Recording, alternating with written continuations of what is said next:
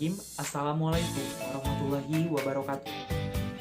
Alhamdulillahirrahmanirrahim. Puji syukur marilah kita panjatkan kehadirat Allah Subhanahu wa Ta'ala yang selalu senantiasa memberikan kita nikmat sehat.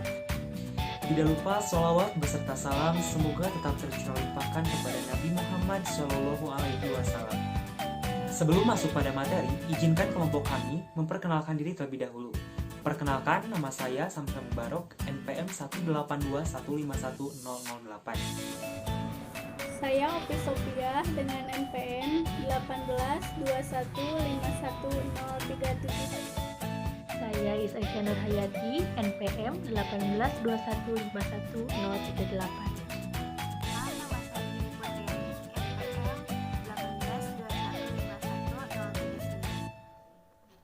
Untuk pertemuan kali ini, kami dari kelompok 3 akan membahas masalah pendidikan matematika tentang pendidik atau guru. Untuk masalah yang pertama, akan disampaikan oleh saya sendiri. Untuk permasalahan yang pertama, yang akan saya bahas yaitu rendahnya kualitas kompetensi profesionalisme, pedagogik, kepribadian, dan sosial pendidik matematika. Secara sederhana, pendidik diartikan sebagai seorang yang pekerjaannya adalah mengajar. Dalam Undang-Undang Pendidik, Pasal 1 Ayat 1 dinyatakan bahwa pendidik adalah pendidik profesional dengan tugas utamanya adalah mendidik, mengajar, membimbing, mengarahkan, melatih, dan mengevaluasi peserta didik pada pendidikan anak usia dini, jalur formal, pendidikan dasar, dan menengah atas. Nah, pendidik dalam proses pendidikan di sekolah memiliki peranan yang sangat penting, yaitu sebagai pengajar dan pendidik, di mana seorang guru sebagai pengajar itu bertugas memberikan bahan pelajaran kepada peserta didik. Nah, sedangkan sebagai seorang pendidik, guru bertugas membimbing dan membina agar siswa menjadi manusia yang cakap, aktif dan kreatif, mandiri, dan inovatif sebagai tenaga pendidik yang mempunyai tugas dan tanggung jawab menjadi tenaga yang profesional. Kemudian, rendahnya kompetensi pendidik yang menjadi salah satu penyebabnya adalah karena mata pelajaran yang diampu oleh pendidik itu sendiri tidak sesuai dengan latar belakang pendidikannya. Nah, jadi guru tersebut mengajarkan mata pelajaran yang bukan pada bidang keahliannya. Sehingga guru tersebut tidak dapat menyampaikan materi pelajaran dengan baik.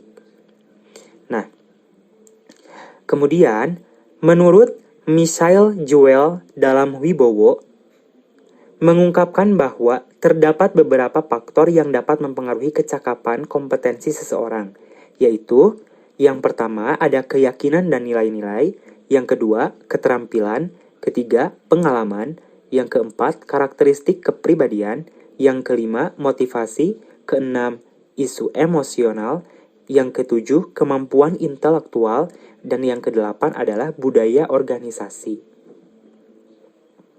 Nah, kemudian dalam Undang-Undang Nomor 14 Tahun 2005 tentang Pendidik dan Dosen Pasal 1 Ayat 10 disebutkan, kompetensi adalah seperangkat pengetahuan, keterampilan, dan perilaku yang harus dimiliki, dihayati, dan dikuasai oleh pendidik atau dosen dalam melaksanakan tugas keprofesionalannya. Nah, sedangkan Pasal 10 ayat 1 dinyatakan kompetensi pendidik sebagai agen pembelajaran pada jenjang pendidikan dasar, menengah, serta pendidikan anak usia dini meliputi, nah jadi ada 4 kompetensi. Yang pertama yaitu ada kompetensi pedagogik. Nah, kompetensi pedagogik merupakan kemampuan pendidik dalam pengelolaan pembelajaran peserta didik. Peraturan Menteri Pendidikan Nasional Nomor 16 Tahun 2007 tentang Standar Kualifikasi dan Kompetensi Pendidik telah menggarisbawahi 10 kompetensi pedagogis sebagai berikut. Yang pertama yaitu menguasai karakteristik peserta didik dari aspek fisik, moral, kultural, emosional, dan intelektual, menguasai teori-teori belajar dan prinsip-prinsip pembelajaran yang mendidik. Kemudian yang kedua, mengembangkan kurikulum yang terkait dengan mata pelajaran atau mengembangkan yang diampu. 3. Menyelenggarakan pembelajaran yang mendidik. 4. Memanfaatkan teknologi informasi dan komunikasi untuk kepentingan pembelajaran, memfasilitasi pengembangan potensi peserta didik untuk mengaktualisasikan berbagai kompetensi yang dimilikinya. Kemudian yang kelima, berkomunikasi secara efektif, empatik, dan santun dengan peserta didik. Kemudian yang keenam, menyelenggarakan penilaian dan evaluasi proses dan hasil belajar. Kemudian yang ketujuh, memanfaatkan hasil penilaian dan evaluasi untuk kepentingan pembelajaran. Yang kedelapan, melakukan tindakan reflektif untuk meningkatkan kualitas pembelajaran. Nah, kemudian, tidak sedikit problematika yang timbul pada pendidikan karena rendahnya kompetensi pedagogik pada pendidiknya, seperti tidak menguasai teori-teori belajar dan prinsip-prinsip pembelajaran, kemudian tidak mau dan takut dalam mengembangkan kurikulum, kemudian padahal yang sangat diinginkan peserta didik itu adalah pendidik yang inovatif, kreatif, dan menyenangkan.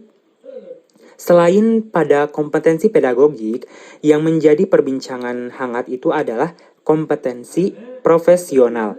Kompetensi profesional yaitu kemampuan yang harus dimiliki oleh seorang pendidik dalam perencanaan dan pelaksanaan proses pembelajaran. Pendidik yang profesional diyakini mampu memotivasi peserta didik untuk mengoptimalkan potensinya dalam upaya pencapaian standar pendidikan yang telah ditetapkan. Menurut Sapan, menyatakan bahwa tingkat keprofesionalan seseorang pendidik dapat dilihat dari kompetensi sebagai berikut. Yang pertama, kemampuan untuk menguasai landasan pendidikan, misalnya paham akan tujuan pendidikan yang harus dicapai, baik tujuan nasional, institusional, kulikuler, dan tujuan pembelajaran. Kemudian yang kedua, pemahaman dalam bidang psikologi pendidikan, misalnya paham tentang tahapan perkembangan peserta didik, kemudian paham tentang teori-teori belajar, seperti itu. Kemudian yang ketiga, kemampuan dalam penguasaan materi pembelajaran sesuai dengan bidang studi yang diajarkan. Kemudian yang keempat, kemampuan dalam mengaplikasikan berbagai metodologi dan strategi pembelajaran, kemampuan merancang dan memanfaatkan berbagai media dan sumber belajar. Kemudian yang kelima, kemampuan dalam melaksanakan evaluasi pembelajaran. Yang keenam, kemampuan dalam menyusun program. Yang ketujuh, kemampuan dalam melaksanakan unsur penunjang, misalnya administrasi sekolah, bimbingan, dan penyuluhan. Yang kedelapan, kemampuan dalam melaksanakan penelitian dan berpikir ilmiah untuk meningkatkan kinerja. Tingkat profesional seseorang pendidik menjadi hal yang penting karena banyak masalah pendidikan yang disebabkan oleh faktor kepribadian pendidik yang mantap, stabil, dan dewasa. Kemudian, kondisi kepribadian yang demikian sering membuat pendidik melakukan tindakan-tindakan yang tidak profesional, tidak terpuji, bahkan tindakan yang tidak senonoh yang merusak citra dan martabat seorang pendidik. Nah, tidak sedikit pendidik yang mengikut sertakan masalah dari luar sekolah itu ke dalam sekolah. Jadi, ada seorang pendidik yang mempunyai masalah di luar tetapi dibawa ke dalam kelas seperti itu. Nah, sehingga dalam pelaksanaan pembelajaran itu, peserta didiklah yang menjadi pelampiasan penyelesaian masalahnya. Nah, itu tidak boleh. Untuk menciptakan kepribadian peserta didik yang disiplin, maka harus dimulai dari pribadi pendidik yang disiplin, arif, dan berwibawa. Tidak akan menghasilkan peserta didik yang diharapkan apabila pendidiknya sendiri pun tidak memberi contoh yang baik bagi peserta didiknya sendiri. Seperti itu. Kemudian, nah, ada juga kompetensi sosial. Kompetensi sosial terkait kemampuan pendidik sebagai makhluk sosial yang santun, mampu berkomunikasi dan berinteraksi dengan lingkungan secara efektif dan menarik, mempunyai rasa empati terhadap orang lain, Menurut peraturan pemerintah nomor 74 tahun 2008, pendidik itu sekurang-kurangnya harus memiliki kompetensi untuk yang pertama, berkomunikasi dengan baik secara lisan maupun tulisan dan isyarat. Yang kedua, menggunakan teknologi komunikasi dan informasi. Yang ketiga, bergaul secara efektif dengan peserta didik, sesama pendidik, tenaga kependidikan, orang tua atau wali peserta didik. Nah, sangat diperlukan adanya kompetensi sosial pada pendidik karena dengan jiwa sosial yang baik, maka penyampaian materi pembelajaran akan mempermudah jalannya proses pemahaman. Dalam pemahaman pembelajaran, peserta didik pun sangat mengharapkan pendidik yang mengajar dengan interaktif, aktif, dan menyenangkan. Nah, jadi sudah menjadi perbincangan yang hangat bahwa pendidik matematika adalah pendidik yang tegas, yang peserta didik peserta didik itu menganggap bahwa pendidik tersebut adalah menakutkan. Padahal pada kenyataannya tidak ada tujuan yang seperti itu. Hal tersebut tidak lain karena kompetensi sosial masih rendah. Dengan niatan tegas justru dianggap menakutkan oleh peserta didiknya sendiri. Nah, jadi oleh karena itu pentingnya kompetensi sosial pada pendidik itu sangatlah diperlukan. Solusi dari permasalahan yang tadi adalah dengan pengembangan kompetensi pendidik matematika. Nah, yang pertama yaitu melalui melakukan penelitian tindakan kelas. Nah, pemanfaatan penelitian merupakan salah satu pendekatan pemecahan berbagai permasalahan yang digunakan dalam rangka peningkatan kualitas pendidikan. Nah, para pendidik itu tidak lagi hanya sekedar sebagai penerima pembaharuan, tapi melainkan ikut bertanggung jawab. Dan oleh karena itu, maka seorang pendidik itu harus berperan aktif untuk mengembangkan pengetahuan dan keterampilannya sendiri melalui penelitian tindakan yang dilakukan terhadap proses pembelajaran yang dikelolanya.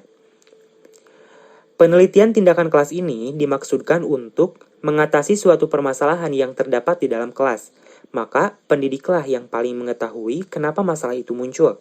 Untuk mengetahui masalah itu muncul, pendidik itu perlu melakukan sebuah penelitian. Nah, jadi seorang pendidik yang profesional itu selalu mengembangkan diri untuk memenuhi tuntutan dalam tugasnya sebagai seorang pendidik. Pengembangan diri itu meliputi semua aspek pendidik dalam kemampuannya sebagai seorang pendidik, termasuk untuk menentukan dan mengambil keputusan yang sesuai dengan profesinya, dan melakukan penelitian tindakan kelas sebagai salah satu upaya untuk meningkatkan cara mengajar yang lebih baik. Kemudian, yang kedua yaitu dengan melakukan pembinaan pendidik secara terus-menerus. Nah, salah satu komponen yang paling utama di dunia pendidikan adalah pendidik, dan dalam konteks pendidikan mempunyai peranan yang besar dan strategis karena disebabkan pendidiklah yang berada di barisan terdepan dalam pelaksanaan pendidikan. Pendidik mempunyai misi dan tugas yang berat, namun mulia, mengantarkan tunas-tunas bangsa ke puncak cita-cita. Oleh sebab itu, selayaknya seorang pendidik sudah mempunyai berbagai kompetensi yang berkaitan dengan tugas dan tanggung jawabnya sebagai seorang pendidik. Nah, pembinaan merupakan suatu upaya yang dilakukan untuk membuat sesuatu menjadi yang lebih baik. Hal ini sesuai dengan pendapat Toha yang mendefinisikan bahwa pembinaan itu adalah suatu proses kegiatan menuju ke arah yang lebih baik dalam hal perubahan, kemajuan, kemudian peningkatan, pertumbuhan, evaluasi, dan berbagai kemungkinan atas sesuatu. Nah, pembinaan terhadap pendidik ini dilakukan secara terus-menerus untuk mengembangkan kemampuan profesionalismenya yang telah dimiliki oleh pendidik dan diharapkan terjadi peningkatan dalam menjalankan profesinya, seperti itu. Nah, kemudian yang ketiga di sini dengan melakukan pemberdayaan musyawarah pendidik mata pelajaran atau disebut juga disingkat dengan MGMP. Nah, musyawarah pendidik mata pelajaran ini adalah salah satu program pengembangan kompetensi pendidik yang cukup efektif bagi peningkatan kualitas pendidik dalam mengelola pembelajaran sehingga menjadi tenaga pengajar yang profesional, seperti itu. Nah, kemudian langkah ini dapat dilakukan pendidik yang berperan sebagai fasilitator agar mampu mengefektifkan program musyawarah pendidik mata pelajaran di sekolah demi mengasah kemampuan pendidik ke arah yang lebih baik. Nah, musyawarah pendidik mata pelajaran ini diperlukan sebagai wahana diskusi, komunikasi, dan informasi bagi pendidik dalam memecahkan berbagai permasalahan pembelajaran peserta didik serta sebagai wadah pertemuan pendidik untuk mengubah paradigma pembelajaran dari pola pikir yang behavioristik ke konstruktivistik sesuai dengan kurikulum. Seperti itu. Nah, kemudian cara yang keempat yaitu dengan memotivasi pendidik mengikuti kursus kependidikan. Nah, tujuan dari kursus kependidikan adalah untuk meningkatkan kompetensi pedagogik dengan spesialisasi keahliannya masing-masing bidang ke arah yang lebih baik. Masing-masing bidang ke arah yang lebih baik. Nah, misalnya kursus keterampilan berbasis kecakapan hidup atau life skill seperti kursus komputer, kemudian ada kursus bahasa asing, kemudian SPSS yang seperti itu, untuk memudahkan pendidik dalam melakukan penilaian bagi peserta didik, maupun kursus sesuai dengan konsentrasi masing-masing yang dianggap penting, dan untuk mengembangkan kompetensi pendidik di dunia pendidikan.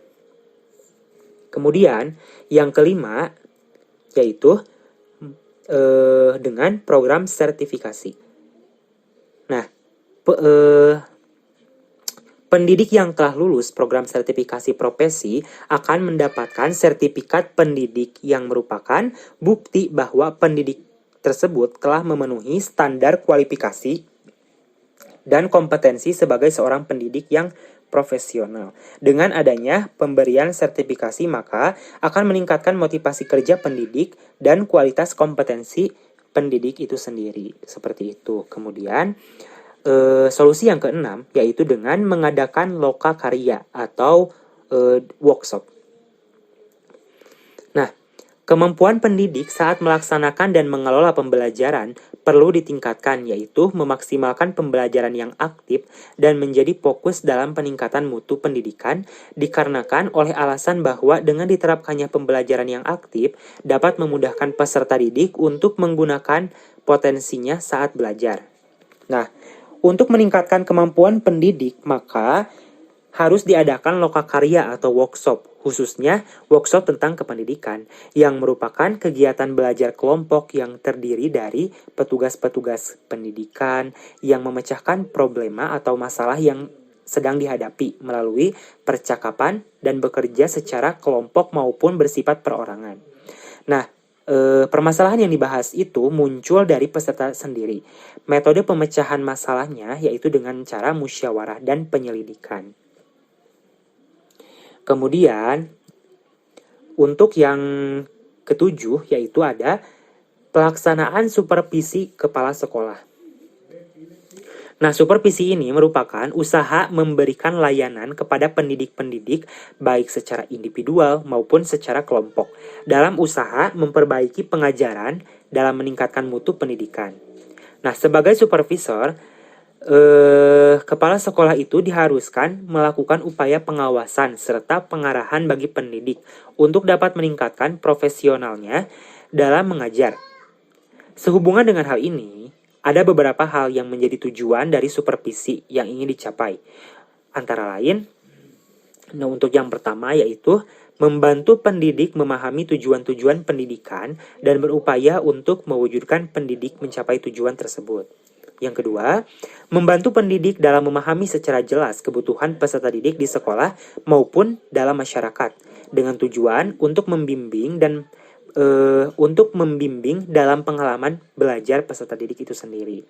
Kemudian yang ketiga, ikut meningkatkan kecakapan pendidik menggunakan model belajar untuk meningkatkan minat belajar peserta didik. Kemudian yang keempat, mengarahkan pendidik untuk memahami penggunaan alat peraga pembelajaran atau model pembelajaran. Kemudian yang kelima, mengarahkan pendidik untuk menata administrasi kelas dan kemampuan dalam menilai kemampuan peserta didik dari hasil pembelajaran. Nah, setiap pelaksanaan program pendidikan memerlukan adanya supervisi atau disebut juga dengan pengawasan. Oleh karenanya, supervisi kepala sekolah itu menjadi sesuatu hal yang sangat penting dalam pengembangan kemampuan pendidik. Kemudian, yang terakhir yaitu dengan mengadakan rapat sekolah. Nah, rapat sekolah juga merupakan pertemuan yang cukup penting untuk mendiskusikan berbagai hal, termasuk memecahkan permasalahan yang dihadapi oleh pendidik itu sendiri. Nah, dilakukan rapat dalam rangka untuk meningkatkan kualitas pendidik dalam mengembang tugas dan tanggung jawabnya. Salah satu bentuk rapat pendidik yang dilaksanakan oleh kepala sekolah adalah konferensi atau musyawarah untuk membimbing pendidik supaya lebih efektif dalam mengajar. Untuk masalah kedua, yaitu kemampuan seorang guru dalam mengajar. Dilakukan rapat dalam rangka untuk meningkatkan kualitas pendidik dalam mengemban tugas dan tanggung jawab. Nah, salah satu bentuk rapat pendidik yang dilakukan oleh kepala sekolah adalah konferensi atau musyawarah untuk membimbing pendidik untuk lebih efektif dalam mengajar. Mengacu pada tujuan di atas, maka keberhasilan rapat pendidik merupakan tanggung jawab bersama dan peranan supervisor sebagai pemimpin sangat besar, bahkan sangat menentukan sampai di mana anggotanya dapat berpartisipasi. Solusi dari permasalahan itu sendiri. Nah, oleh karena itu penting bagi guru dalam memilih dan menggunakan metode maupun media pembelajaran yang tepat sehingga dapat membantu siswa lebih mudah dalam memahami konsep yang dipelajari. Kesalahpahaman guru dalam pembelajaran matematika di kelas juga perlu diperhatikan. Berdasarkan observasi di lapangan, masih ada sebagian guru yang menerapkan siswanya untuk menghafalkan rumus-rumus matematika yang diberikan, sehingga mengakibatkan siswanya dapat melupakan rumus-rumus tersebut dengan cepat. Ditambah lagi pada saat ini kemajuan teknologi itu sangat canggih. Nah, sehingga siswa cenderung mencari jawaban di internet. Apabila mendapatkan pertanyaan terkait matematika, baik tentang rumus, cara penyelesaiannya, maupun jawaban dari soal yang diberikan oleh guru, hal ini justru akan menjadikan guru mengalami kesulitan tersendiri untuk menerapkan materi yang sedikit lebih sulit. Baik, di sini saya akan mempresentasikan permasalahan yang ketiga, yaitu tentang kendala yang dialami oleh guru pada saat proses pembelajaran matematika. Apa saja itu? Yang pertama adalah kurangnya minat belajar siswa pada pelajaran matematika. Sulitnya belajar matematika menyebabkan minat belajar siswa menurun dan menyebabkan mereka malas untuk memahami setiap materi yang diberikan. Hal ini menyebabkan guru harus terus mengulang materi tertentu setiap ada kesempatan, baik itu sebelum masuk kelas ataupun pada saat pulang sekolah. Dan siswa juga dalam hal ini akan memiliki prestasi matematika yang rendah. Kemudian, yang kedua adalah siswa malas dalam menghafal rumus. Nah, guru juga sering mengeluhkan bahwa siswa malas belajar dan menghafal rumus, sehingga siswa cepat melupakan materi yang diberikan hari ini.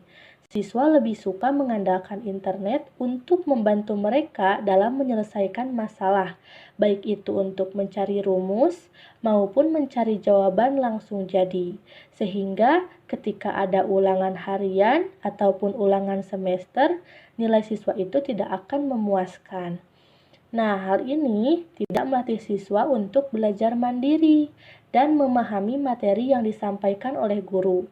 Apalagi ketika siswa akan menjalani ujian nasional, guru harus ekstra menjelaskan dan memahamkan dari awal lagi, baik konsep maupun metode-metode penyelesaian soal matematika.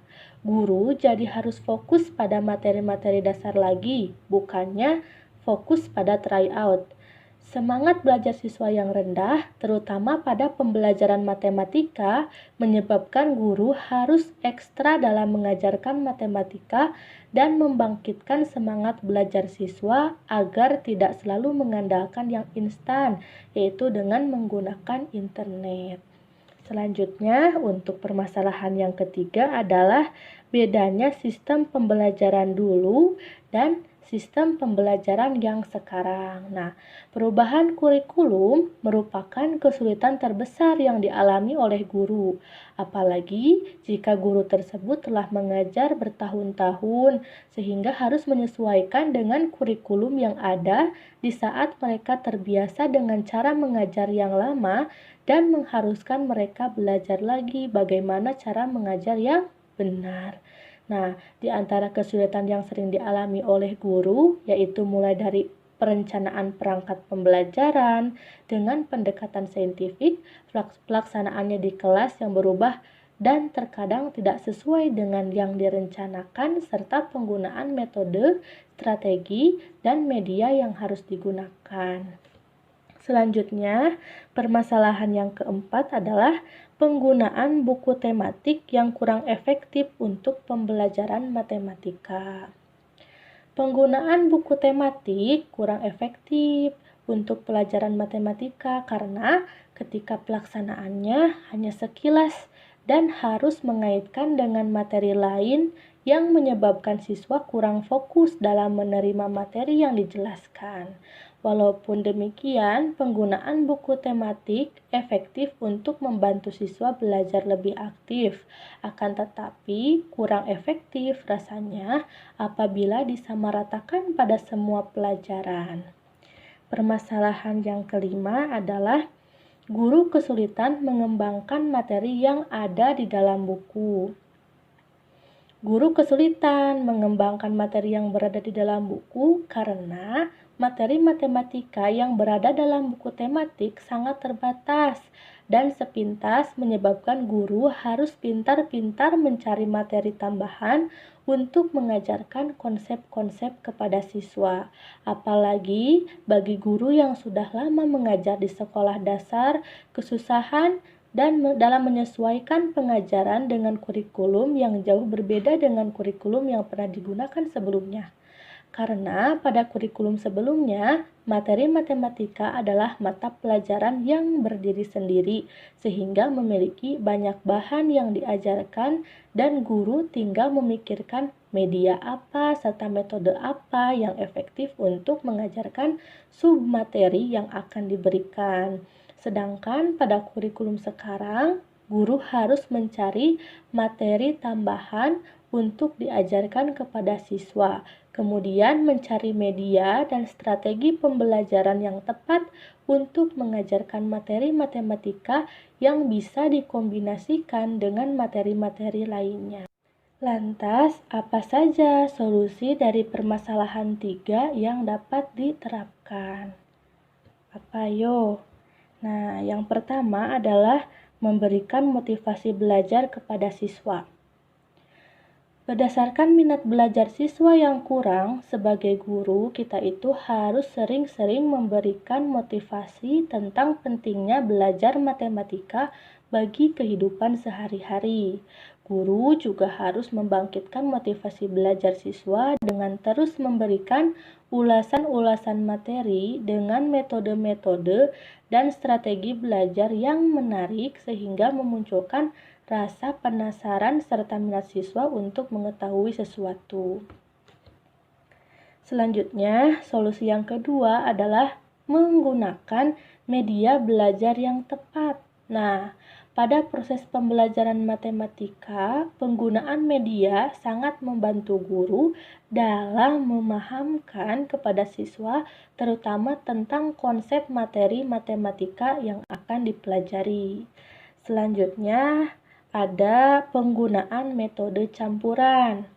Nah, penggunaan metode campuran akan sangat efektif bagi guru yang kesulitan membelajarkan tematik di kelas.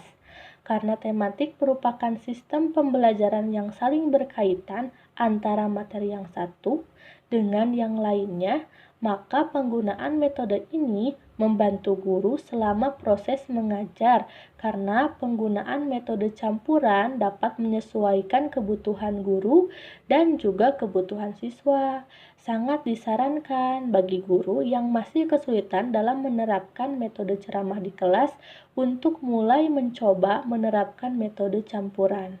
Hal ini akan dapat membantu siswa lebih aktif dalam belajar dan guru juga tidak kesulitan dalam menyesuaikan metode pembelajaran apa yang dapat mencakup semua materi. Selanjutnya, untuk solusi yang terakhir adalah ikut aktif dalam kelompok kerja guru atau KKG.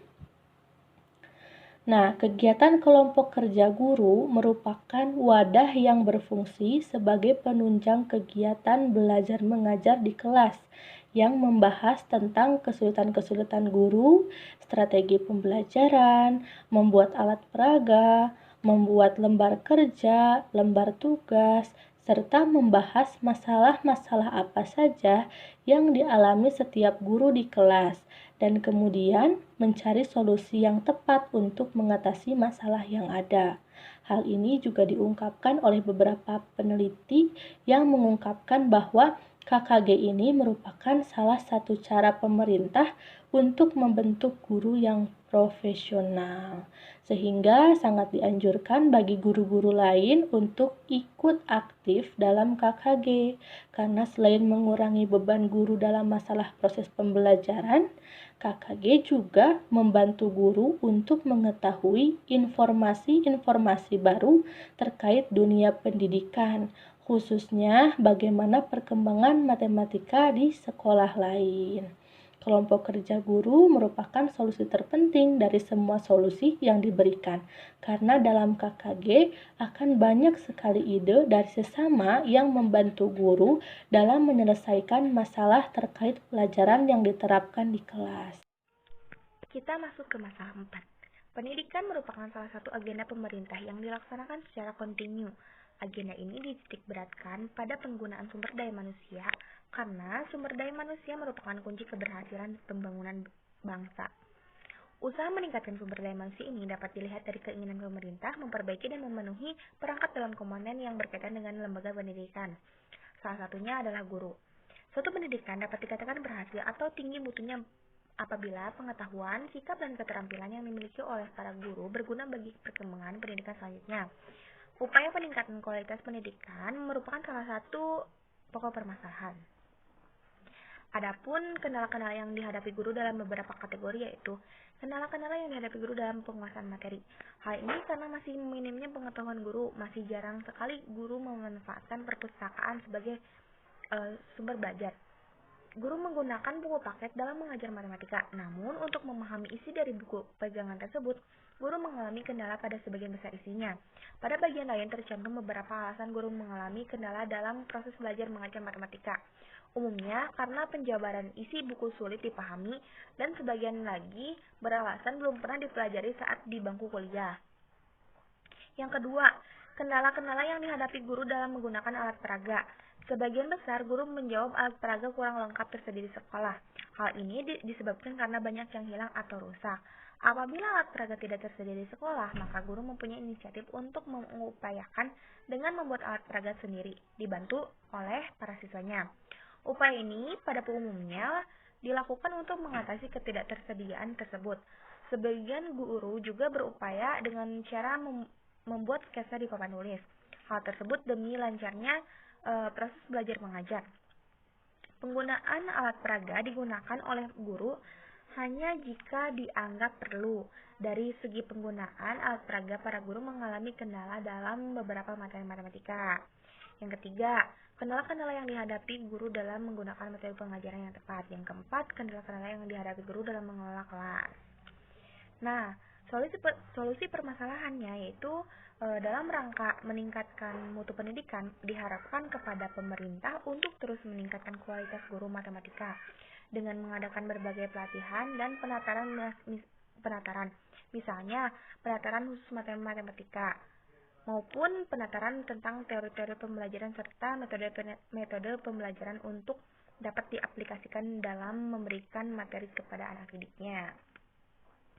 Yang kedua, peningkatan mutu pendidikan tidak cukup dengan kemampuan guru dalam menguasai materi pembelajaran dan menggunakan metode yang sesuai dalam setiap materi pembelajarannya. Untuk itu, diharapkan kepada Dinas Pendidikan dan Kebudayaan terkait untuk mampu menambah alat-alat peraga maupun fasilitas lain yang berkaitan dalam pengajaran matematika.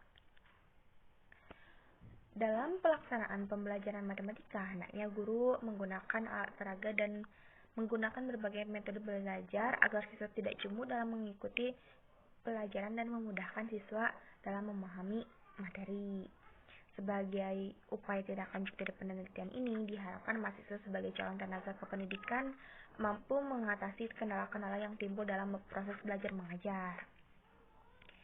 Nah, dari solusi permasalahan yang tadi dapat disimpulkan bahwa pendidik harus memiliki kualifikasi akademik dan kompetensi sebagai agen pembelajaran.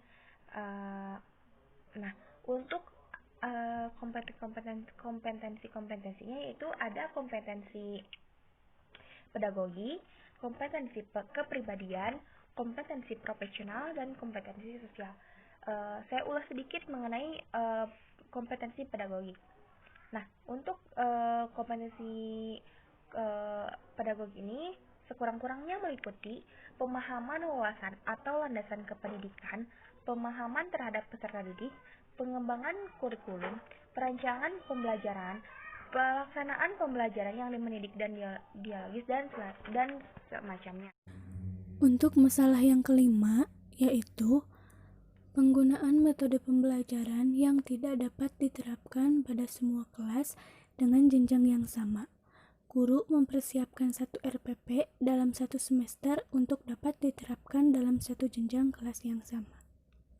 Nah, pembagian kelas di sini terdiri dari kelas dengan kemampuan menengah ke atas dan kelas dengan kemampuan menengah ke bawah. Nah, mengenai pembuatan RPP ini, pada kenyataannya, RPP yang telah dirancang tidak dapat diterapkan secara serta-merta untuk setiap kelas. Hal ini dikarenakan, yang pertama tadi, setiap kelas yang memiliki karakteristik peserta didik yang berbeda-beda. Nah, karakteristik yang pertama ini, ada kelas yang pada dasarnya berisi peserta didik dengan kemampuan menengah ke atas. Nah, kemampuan menengah ke atas ini cenderung lebih dapat menerima pembelajaran matematika dengan menggunakan RPP yang telah dirancang dengan menggunakan metode pembelajaran yang bervariasi dan media pembelajaran yang telah disediakan. Nah, sedangkan untuk kelas yang kedua, yaitu kelas dengan peserta didik berkemampuan sedang ke bawah, cenderung tidak dapat mengikuti pelajaran dengan menggunakan RPP yang telah dirancang dengan menggunakan banyak metode pembelajaran yang bervariasi. Kelas yang berisi peserta didik dengan kemampuan menengah ke atas ini, lebih mudah dikondisikan dengan metode pembelajaran yang bervariasi. Nah, yang kedua, sedangkan peserta didik dengan berkemampuan sedang ke bawah, ketika guru menerapkan metode pembelajaran dengan banyak variasi, mereka cenderung kurang dapat mengikuti instruksi dari guru itu sendiri. Tentu saja, hal ini menjadi salah satu problematika pembelajaran matematika yang dialami oleh guru, di mana peserta didik tidak dapat dikondisikan dengan satu metode pembelajaran secara bersamaan dalam jenjang kelas yang sama. Nah, ketidakmerataan penggunaan metode pembelajaran ini mengakibatkan adanya ketidaksamaan dalam tercapainya tujuan pembelajaran pada setiap kelas dengan jenjang yang sama.